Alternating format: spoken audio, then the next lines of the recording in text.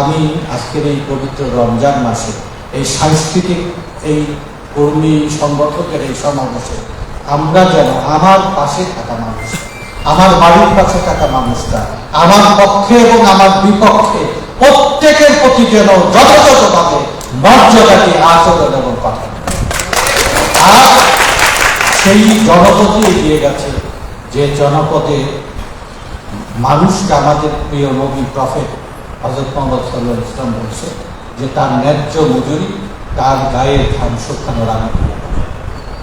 তাহলে কতগুলো অনুসরণীয় পথ যারা এগিয়েছে, যে পথে এগিয়েছে তারা পৃথিবীতে শ্রেষ্ঠত্ব অর্জন করছে।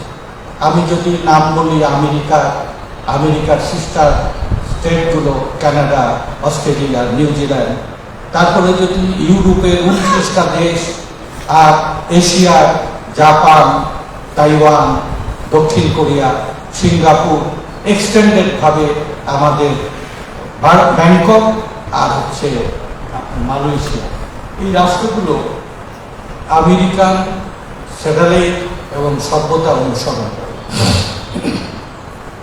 এই রাষ্ট্রগুলো বেশিরভাগই খ্রিস্টান অধ্যুষিত রাষ্ট্র। ইহুদি আরেকটা রাষ্ট্রের নাম বলি ইসরায়েল, ইহুদি অধ্যুষিত রাষ্ট্র, আর হচ্ছে আপনার বৌদ্ধিস্টদের রাষ্ট্র।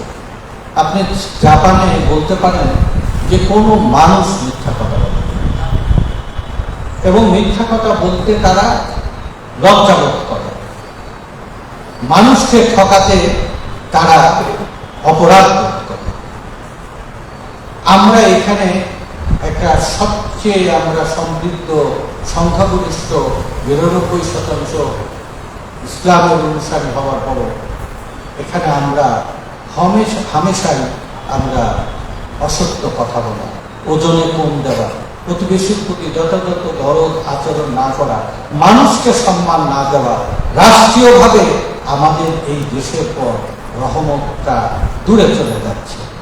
দেখেন আপনি যে রাষ্ট্রগুলো মানুষকে সম্মান দিচ্ছে, যে রাষ্ট্রগুলো আমরা এখানে একসময় দেখছিল ৩০০ বছর আগে এই বাংলা পৃথিবীর সবচেয়ে সমৃদ্ধ জনপদ ছিল, সবচেয়ে অর্থনৈতিকভাবে, প্রযুক্তির দিক থেকে, জাহাজ শিল্প নির্মাণের দিক থেকে, মসলিন শিল্পের দিক থেকে, নালন্দা বিশ্ববিদ্যালয়ের জগৎ সেরা বিশ্ববিদ্যালয় পরিচালনার মাধ্যমে এই বাংলার অর্থনীতি ছিল ৩০০ বছর আগে ইংরেজের আগে পৃথিবীর প্রথম অর্থনীতি এবং সংস্কৃতি।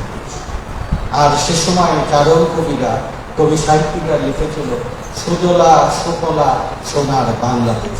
তারা এই চারণ কবিরা পথে পথে বলতেন পুকুর ভরা মাছ, গোয়াল ভরা গরু, গোলা ভরা ধান। আমার এই কথা যদি বলি, এখন যদি বলি যে এমন সমৃদ্ধ দেশ একসময় ছিল, বলবে যে এটা কবিতা বলতেছে, কবিতা বলতে সত্য মিথ্যা মিশে এমন একটা গুলো বাস্তবতা মানুষ আমরা ভাবতেই পারছি না।